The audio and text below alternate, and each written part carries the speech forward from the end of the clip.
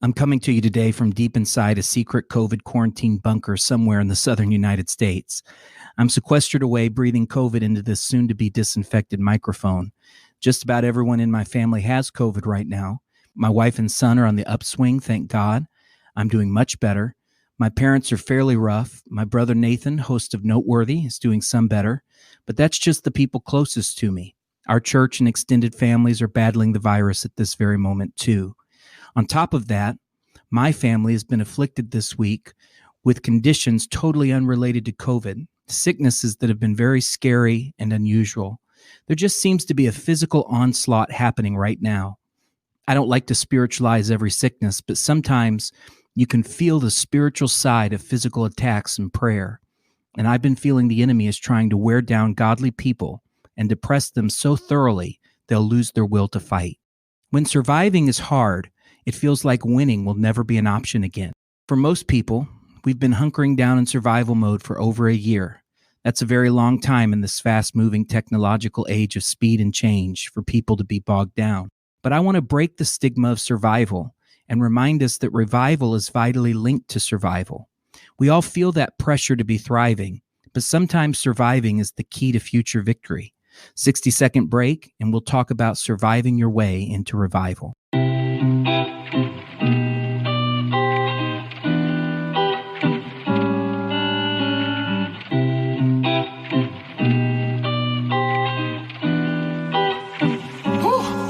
Yeah.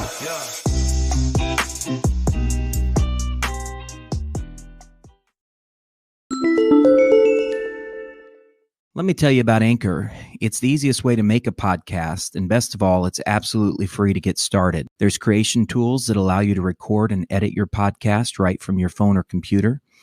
Anchor will distribute your podcast for you so it can be heard on Spotify, Apple, and all the other platforms as well. It's important because it's hard to get a podcast started. I've tried in the past. It's hard to get it off the ground. It can be very complicated. Anchor does a great job of making it user-friendly and kind of keeping things in one place for you, which just helps you organize your thoughts. And as you get better and better at it, Anchor's just a great central location for you to have all your workflow. It's everything you need to make a podcast in one place. If you've been thinking about podcasting at all, download their free Anchor app. Just go to anchor.fm to get started. You can also find their app on Apple and Android devices.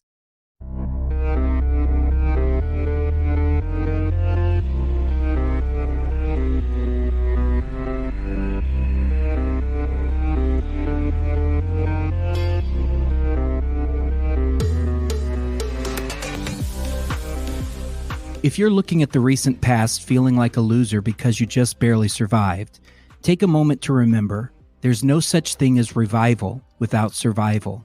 In the end, suffering through seasons of survival are the most remarkable victories you'll ever achieve. I know survival doesn't feel glamorous. Sometimes seasons of survival feel more like you're sitting on death row waiting for your last meal. If you're anything like me, seasons of survival force you to swallow that nasty pride and accept that others will criticize your inability to thrive.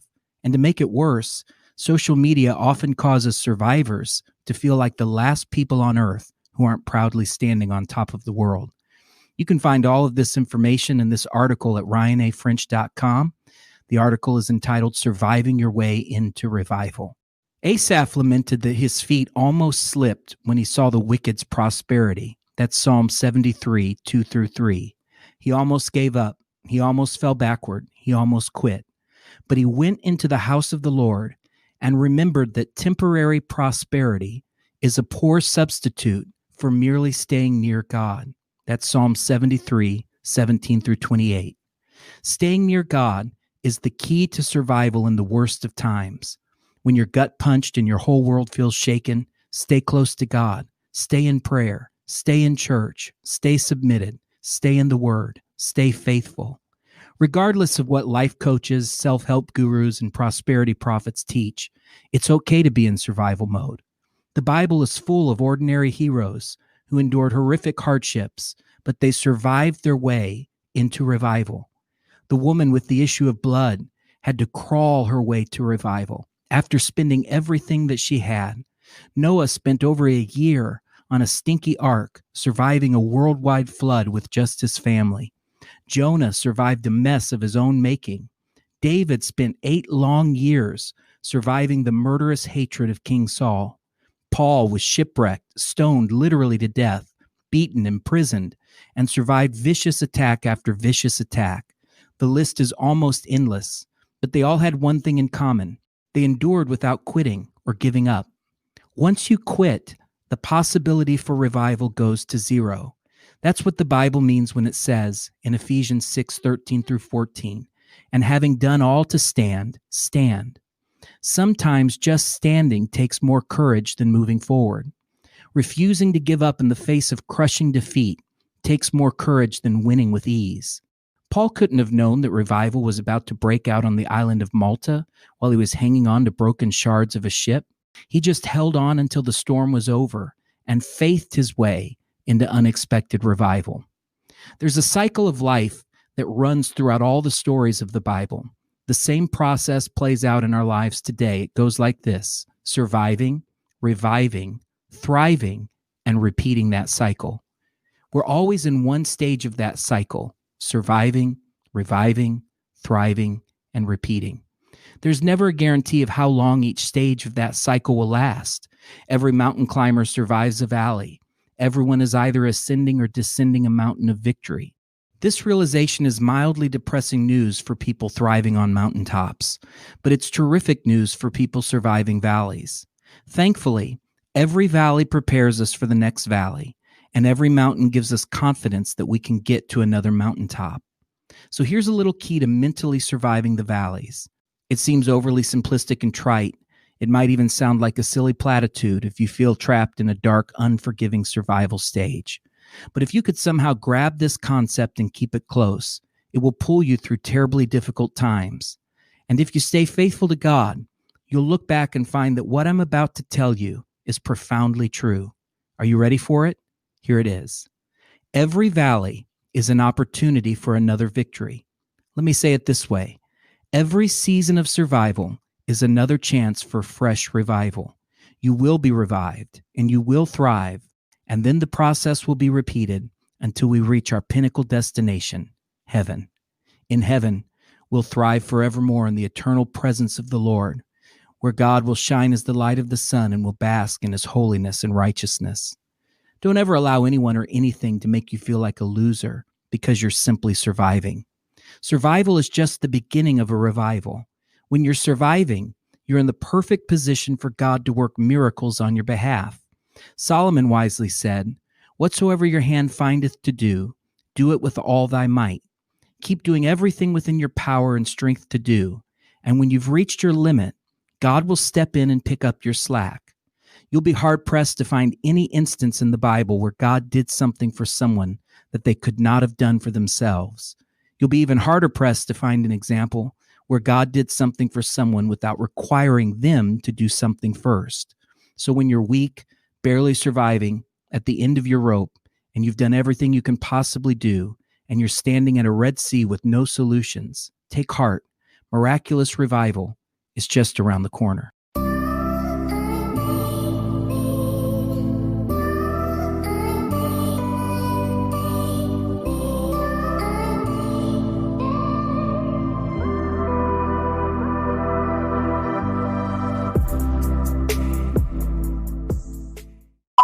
Unless you're living under a rock, you're aware that free speech is under assault right now. Big tech is increasingly censoring religious programming and making it hard for Christians' voices to have a digital platform. I predict this problem is going to worsen as time goes on. That's why I'm asking you to consider supporting this podcast on a monthly basis. You can financially support us by giving as little as 99 cents a month, or you can give $4.99 or $9.99 a month. Just go to www.anchor.fm/apostolic voice/support. That link is in the show notes on the device you're using to listen right now, and you should be able to just click the link and it will take you where you need to go. Thank you to everyone who's already done so. Also, please consider giving Apostolic Voice a 5-star rating and review on iTunes. They're the big ones, and they are screening religious programming, sometimes even hiding reviews and rankings. However, if we flood them with reviews, it's more difficult for them to deny our request to post them. Also, keep sharing on social media, and let's be unashamed of our faith, even in the big tech realm. Thank you for listening and lifting us up in prayer. God bless.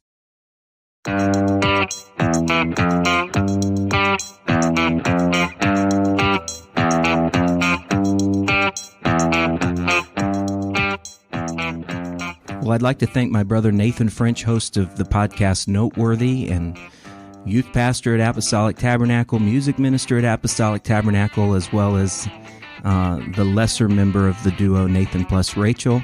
Yes. And I'm very excited that he's joining me today and going to talk and introduce his newest single, Won't Let Me Go, which is incredible.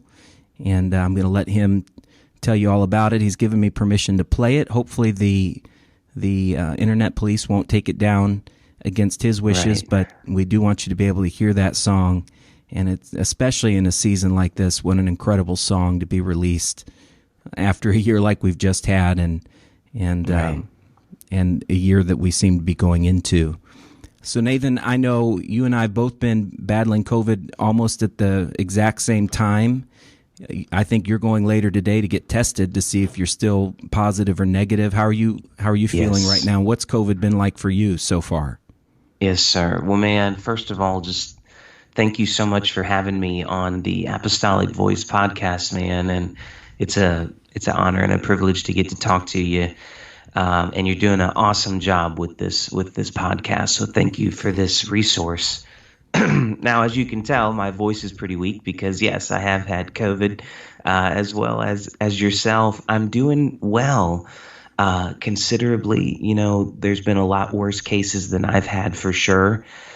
But the vocal fatigue, I mean, you and I were talking about this just the other day on the phone, that when you serve in ministry, and such a big part of what you do is with your voice, whether it's teaching, preaching, or singing. Right. And, you know, for me, it's music ministry as well, which is a big part of what we do. So the vocal fatigue has definitely been the hardest thing, and just feeling like you can't hardly get out of bed. It makes you feel like a lazy bum, you know. But I'm doing well, recovering, hopefully on the back end of this. Hopefully it's almost over, in Jesus' name.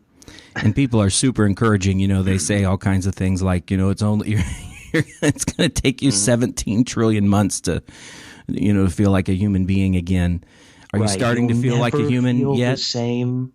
Yeah, I've had many people tell me, you will most likely never be the same. You know, it's definitely not the most encouraging words, but evidently there is some longevity and long-term effects to COVID from what I hear, especially on the singing side. But I'm praying that I will be the statistic that just knocks it out really quick. Right. Amen. And then incredibly, your wife, who's been quarantined with you the whole time, she's not had COVID or any symptoms at all, has she? Yeah, I mean, she's just some kind of superhero. We're trying to figure that out. She's definitely been exposed to COVID many times. She has not had it, and then of course we've been quarantined together, and she still did not get COVID throughout all of this. So Wow. I'm thankful for that, because I can only imagine how much harder it would be if, you know, if we were both deathly sick. You know, that would be pretty awful. So How have the kids held up during all this quarantining? Has it been hard on them being cooped up in the house? You know, it's funny because for those that are listening that don't know, my wife and I have a 3-year-old and a 1-year-old, Judah and Ezra, and so Perfect quarantine ages. Yeah, it's the perfect storm of a quarantine at our house, and so like imagine the apocalyptic fire falling from the heavens. That's kind of what my house looks like right now, just with the kids and everything. But you know, in some ways it's funny, bro, because they love it. They love being stuck at home with mommy and daddy. So Sure. That's they love it. I think it's more of us as parents. We go a little stir crazy, but as far as I'm concerned with Judah and Ezra, they could stay home all the time. They could care less. That as long as they can get out and get just a little fresh air, they are good, man. So they've been blessed, and they're doing well. Good, good. Well, for my kids, I think the hardest part for them was just not being able to leave the house. You know, they want to be able to get out and do something, anything. So I'll remind them of that in a few months when they don't want to leave the house. Right. which is how that works. Yeah, remind them, yeah. Well, I'm glad that you're doing better. You know, it seems like in our personal sphere right now, our dad is really struggling with COVID right now and was in the hospital last night, and there's a lot. We're certainly not making light of it because we know that it can be very dangerous for many people. And we're praying for everybody out there affected by COVID and everyone who's listening. I know there's not a single person listening who hasn't been affected by COVID in some way or another. Yeah. And so we're praying for everyone. So right in the middle of 2020, I don't know the exact timeline. You wrote a new song called Won't Let Me Go. And if I understand right, you wrote the song really as a response of faith to the emotions. And we were talking the other day, you and I, how COVID, not just the sickness itself, but the quarantining and how it's affected the world, it's kind of a mind game. Right. It's like it gets in your head, and you're constantly fighting this battle in your mind to stay encouraged, to stay full of faith and all of those kinds of things. And the Lord gave you this song. Can you describe that process a little bit? And for songwriters out there or aspiring songwriters, maybe you could give a little glimpse into how the songwriting process works for you. Absolutely, man. Yeah, well, thank you for the question. And that song has definitely been special for me and Rachel, and it's been exciting to see it released and see God use it. But yeah, the song was written in 2020. So, you know, I wrote, I probably wrote about 5 songs in 2020. But this song was really unique, and it was special because Rachel and I were actually just talking about this the other day, that the line, "I will not be afraid of the dark," you know, that's the line that kind of sticks out to everybody. And then, "If he can see the sparrow fall, then he can hear me when I call." Yeah. And so when people reach out to us about this, those are kind of the 2 lines that resonate with people. And what I love about that is when you say, "I will not be afraid of the dark," that's a universal statement because all of our fears are different. For example, somebody might be claustrophobic. Another person might not be. Not everybody has the same fears. Some people are afraid of the dark. Some people are not. Some people love the dark. Yeah. You know, for me, I like to sleep in the dark, like pitch black. My wife likes like a nightlight on. So people have different fears and things that they deal with. But when you say, "I will not be afraid of the dark," it's this universal statement that you can kind of fill in the blank here. What is it that you're facing? What is it that you're dealing with? And you can sing this anthem to it. And so that's what I love about this song is it might be coronavirus, right? That might be the darkness you're dealing with. Maybe your church isn't able to have in-person service. Maybe you're worried about your kids or your loved ones. And so this song is special because I feel like it leaves nobody out.